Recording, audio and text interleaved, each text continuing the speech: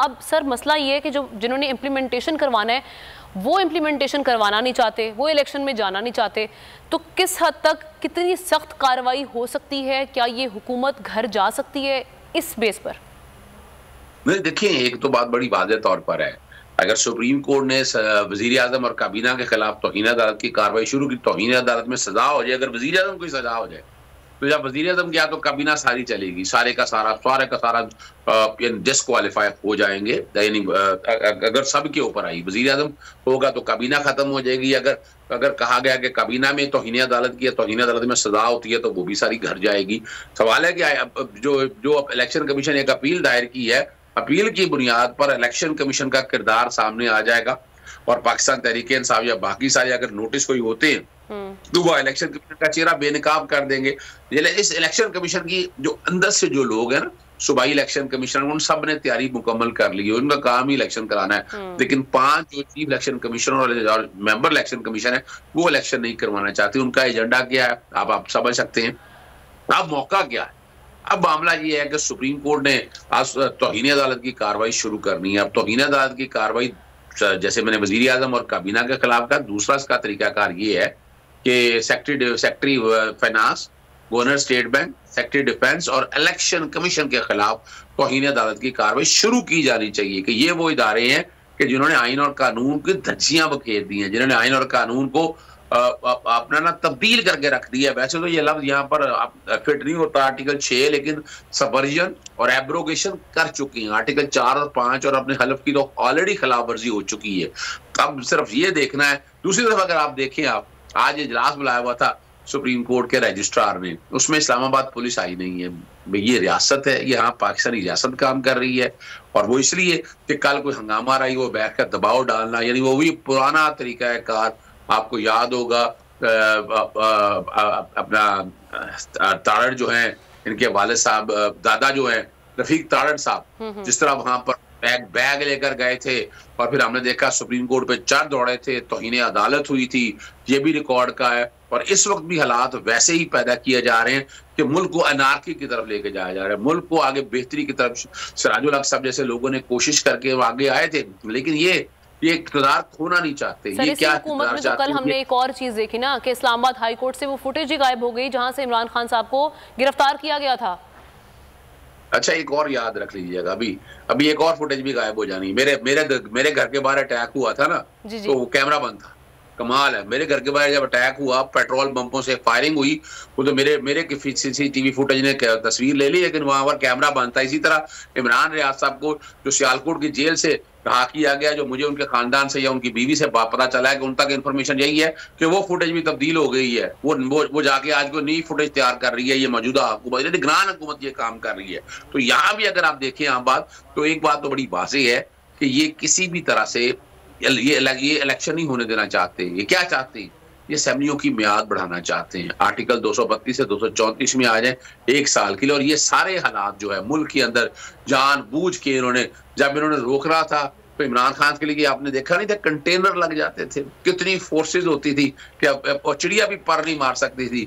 तो यहाँ बड़े आराम से हर जगह जाकर हर जगह इन्होंने, और ये भी एक बड़ी तहकीक तलब बात है कि गुल्लू भट्ट जैसे लोग जो गाड़ियां तोड़ने वाले, वहां जाके हमला करने वाले, उनके भी चेहरे सामने आने चाहिए। एक एक चेहरा सामने आए, पता चल जाएगा कि कौम क्या है। कौम, पाकिस्तानी कौम इस तरह की शरपसंद कौम नहीं है, ना ही मैं पाकिस्तान तहरीक इंसाफ को समझता हूँ। पाकिस्तान तहरीक इंसाफ तो इस वक्त द मोस्ट पॉपुलर पार्टी है। उसे क्या जरूरत पड़ी है शरपसंदी करने की, ऐसे हालात बनाने की कि जिससे, यानी सारे प्रोसेस से उन्हें भी पता है कि इलेक्शन डिले होंगे, तो वो क्यों करेगी? बेनिफिशियरी यहाँ देखना है, बेनिफिशियरी इसकी 13 सियासी जमातें हैं। अब उन सफों में ढूंढना पड़ेगा कि उनमें दहशतगर्द कौन है, गुंडा कौन है। वैसे तो गॉड फादर सीनियर माफिया का खिताब जो है वो इन सियासी जमातों को मिल चुका है।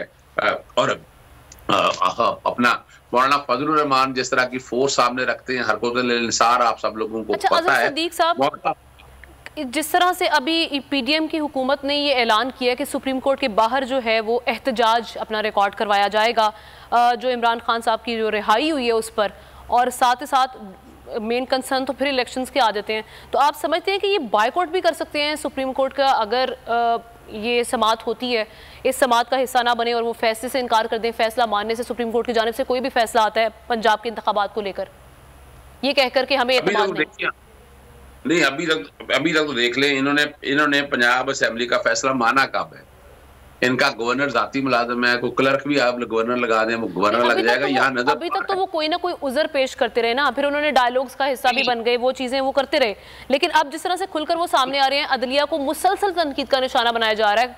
आप देख लें कि जिस दिन से रिहाई हुई उस पहले भी बनाया जा रहा था, लेकिन अब तो खुलकर सामने आ गए। वो पाकिस्तान पीपल्स पार्टी हो, वो चाहे मुस्लिम लीग नून हो, फजलुर रहमान हो, इतने सख्त किस्म की जुबान इस्तेमाल की जा रही है और अब तो एहतजाज सुप्रीम कोर्ट के बाहर करने जा रहे हैं। देखिए, यही तो एक तकलीफ से बात है। मैं आपके प्रोग्राम के तवज्जो से चैलेंज करता हूँ इस मुल्क के वज़ीर आज़म को, उनकी तमाम काबीना को और तमाम सियासी जमातों को, आकर पहले कौम के सामने ये साबित करें। ये वन और लाइव मुनाजरा होना चाहिए कि जहां इन्हें जस्टिफाई करना पड़ेगा कि इलेक्शन इकट्ठे हो सकते हैं। मुल्क के अंदर कानून में कहा गया, आइन में गुंजाइश है, बिल्कुल गुंजाइश नहीं है।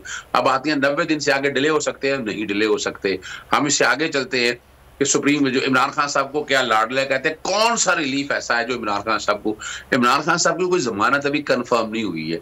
इंटरम बेल जो कच्ची जमानत कहते हैं, जमानत कबल गिरफ्तारी हर एक का हक है। कोई बंदा भी आ जाए, दहशतगर्द भी आ जाए, तो उसको भी, कातिल भी आ जाए तो उसको भी जमानत अदालतों ने देनी होती है। और हमने यहाँ देखा कि इमरान खान को पकड़ने के लिए कि जिस भोंडे तरीके से उन्होंने तरीकाकार किया, जरा समझिएगा कि रेंजर्स को इन्वॉल्व करके गिरफ्तारी कर ली, वारंट है नहीं, वारंट तो जाके इमरान खान साहब को नैब के दफ्तर में सर्विस कराया। और ये इस तरह जो गिरफ्तारी है वो तो गैर कानूनी है। इंक्वायरी की रिपोर्ट नहीं दी, मामला जा सुप्रीम कोर्ट ने गैर कानूनी कहा, लेकिन कहा कि हाई कोर्ट देखे, तो हाई कोर्ट ने कोई एहसान नहीं किया है।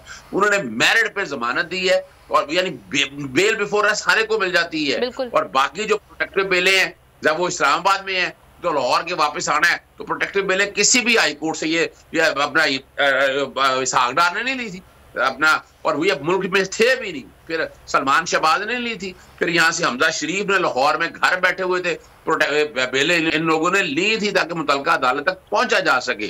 तो ये कहना कि बैठ के कोई एक्स्ट्रा ऑर्डिनरी रिलीफ नहीं है। अगर चीफ जस्टिस साहब ने वेलकम कहा, मैं तो गवाह उस बात का 7 अप्रैल 2022 का कि जिस वक्त मैं कोर्ट के अंदर मौजूद था, बिलावल भुट्टो आए, खुर्शीद शाह, अपना रजा रबानी वहां मौजूद थे, शहबाज शरीफ वहां पर मौजूद थे, जिनको बाकायदा वेलकम किया। फिर ख्वाजा साद रफीक पिछले दिनों आए। इसमें मेरी तो समझ से बाहर है कि बैठ के और आप अपनी अदालतों को मिलाइन क्यों कर रहे हैं। उसकी वजह सिर्फ सिंपल सी है, अदालतें जो है आइन और कानून के मुताबिक, और ये लास्ट फैसला जो बेंच बैठा था चीफ जस्टिस अतर मुल्ला के साथ, चीफ जस्टिस के साथ जस्टिस अतर मुल्ला भी मौजूद थे, जिनके बारे में कहा जा रहा था कि ये दूसरे ग्रुप से है।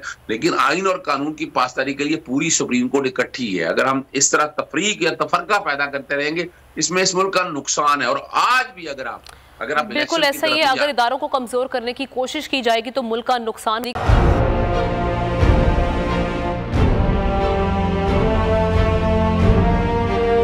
अदालती अहकामात के बावजूद कराची में शुएब शेख के घर को गैर कानूनी तौर पर मिसमार कर दिया गया है। बोल के खिलाफ इंतकामी कार्रवाइयों में तेजी, कराची में को चेयरमैन शुएब शेख का घर गिरा दिया गया। बोल के खिलाफ इंतकामी कार्रवाइयों का सिलसिला जारी है। सिंध हुकूमत की अदालती अहकामात की खिलाफ वर्जी, सिंध हाई कोर्ट का स्टे ऑर्डर नजरअंदाज। सेक्रेटरी बल्दियात Najam Shah, director land Sawal Islam, director anti encroachment Imran Ahmed को नोटिस जारी। Administrator KMC director Saifur Rehman, DIG south Irfan Baloch, SSP Kemari Fida Hussain को भी फरीक बनाया गया। इससे पहले जो जुल्म के पहाड़ तोड़े गए, शुएब अहमद शेख की जबानी सुनी। 60 दिन का वक्त होता है, 102 दिन के बाद मैं जीत गया, केस बरी हो गया, 102 दिन के बाद अपील फाइल की, एक्सेप्ट कर ली। नहीं करते ना एक्सेप्ट, खत्म हो जाता ना जुल्म यार। भरी अदालत में मुझे बरी कर दिया, फिर पता नहीं क्या हुआ, 2.5 घंटे बाद का नोट बिफोर, मैं नहीं सुनता ये केस। खड़े रहते अपने फैसले पे, मिट जाता जुल्म। अल्लाह ताला ने बिठाया इन कुर्सियों पे इनको यार, ये अल्लाह ताला की तरफ से फैसले करने हैं। तो या तो ये फैसले आएंगे, जुल्म मिट जाएगा, या कौम खड़ी हो जाएगी जुल्म के खिलाफ। हर मुश्किल के बावजूद बोल हकीकी सहाफत करता रहेगा।